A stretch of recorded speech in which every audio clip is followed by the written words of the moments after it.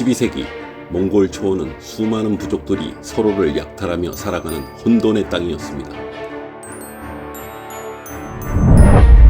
이곳에서 한 소년이 태어났죠.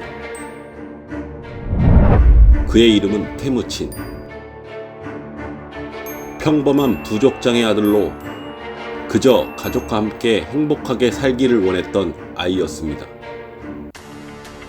하지만 운명은 그에게 너무나도 가혹한 시련을 안겨주었습니다. 경쟁 부족에서 아버지를 독살했다. 아버지가 독살당하고 부족에게 버려지고 심지어 노예로 팔려가 족쇄를 차는 신세가 됩니다. 그 캄캄한 어둠 속에서 소녀는 어떤 생각을 했을까요? 복수, 절망, 아니면 세상의 질서를 바꾸겠다는 거대한 꿈. 노예가 된 소년, 세계의 절반을 정복한 징기스칸. 테무친의 인생에서 가장 중요한 첫 만남은 바로 그의 약혼녀 보르테였습니다. 9살에 처음 만난 두 사람은 어린 시절부터 서로를 의지했죠. 아버지를 잃고 고통받던 테무친에게 보르테는 유일한 안식처이자 삶을 지탱하는 가장 큰 이유였습니다. 마침내 테무친과 보르테가 결혼하며 행복한 삶을 꿈꾸던 그때 비극이 찾아옵니다. 오랜 원한을 품고 있던 메르키드 부족이 신혼집을 습격한 것이죠. 테무친은 간신히 도망쳤지만 그의 눈앞에서 사랑하는 보르테는 납치를 당하고 맙니다. 혼자서는 아무것도 할 수 없다는 것을 깨달은 테무친. 그는 자신의 유일한 의형제 자무카와 아버지의 오랜 친구인 옹칸을 찾아가 도움을 청합니다. 사랑하는 아내를 위해 자신의 자존심을 버리고 손을 내민 거죠. 이 결정은 훗날 그의 운명을 뒤바꾸게 됩니다. 자무카와 옹칸의 도움으로 테무친은 마침내 보르테를 구출하는 데 성공합니다. 이 사건을 통해 테무친은 그의 가장 소중한 것, 바로 사람을 지키기 위해 무엇이든 할 수 있는 리더임을 보여주었죠. 사람의 마음을 얻는 것이 그의 가장 큰 무기였습니다. 하지만 행복했던 동맹도 잠시, 테무친과 자무카는 서로 다른 리더십으로 인해 갈라섭니다. 자무카는 부족의 전통과 혈통을 중시했습니다. 반면 테무친은 혈통보다는 능력과 충성심을 더 중요하게 생각했죠. 과거의 부족 체제를 고수하려는 자무카와 새로운 질서를 만들고자 했던 테무친. 그들의 우정은 끝내 깨지고 맙니다.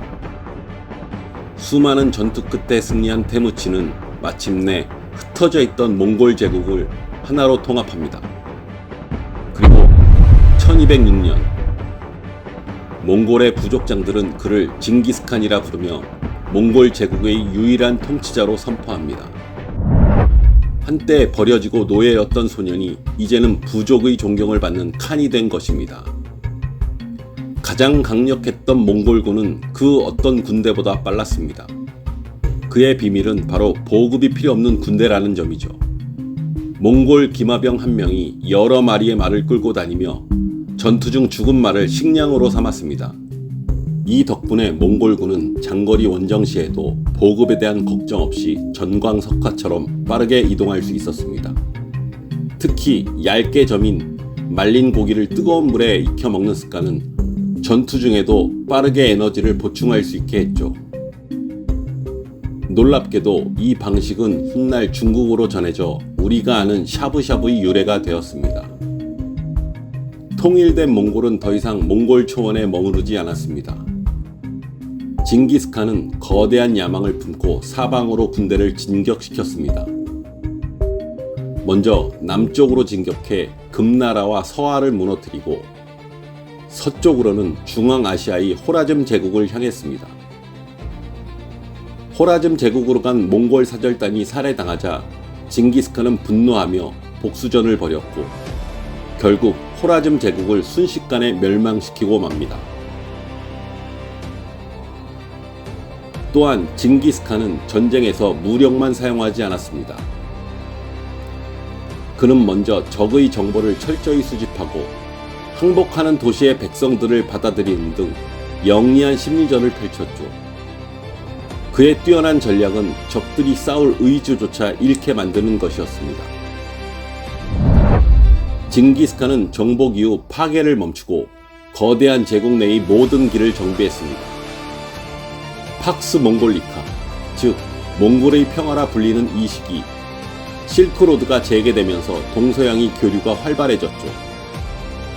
서양의 문물이 동양으로, 동양의 문물이 서양으로 전해지며 인류 역사의 새로운 장이 열렸습니다. 이는 징기스칸이 단순한 정복자가 아니라 인류 최초의 거대한 경제와 문화 네트워크를 구축한 혁명가였음을 증명합니다. 그는 혈통을 중시하던 전통사회를 파괴하고 능력과 충성심만으로 신분을 결정하는 파격적인 제도를 도입했습니다. 한때 노예였던 사람도 능력이 뛰어나면 장군이 될 수 있었습니다. 이는 모든 제국을 통틀어 가장 혁명적인 변화였습니다. 그렇게 역사를 바꾼 징기스칸은 1227년 자신의 마지막 원정길에서 세상을 떠났습니다. 그의 마지막 바람은 자신이 묻힌 곳을 아무도 모르게 하라 하는 것이었죠. 몽골군은 그의 유언에 따라 무덤을 만든 모든 사람을 죽이고 무덤 위를 수많은 말로 짓밟아 흔적조차 남기지 않았습니다. 아직도 인류는 징기스칸의 무덤을 찾지 못하고 있죠.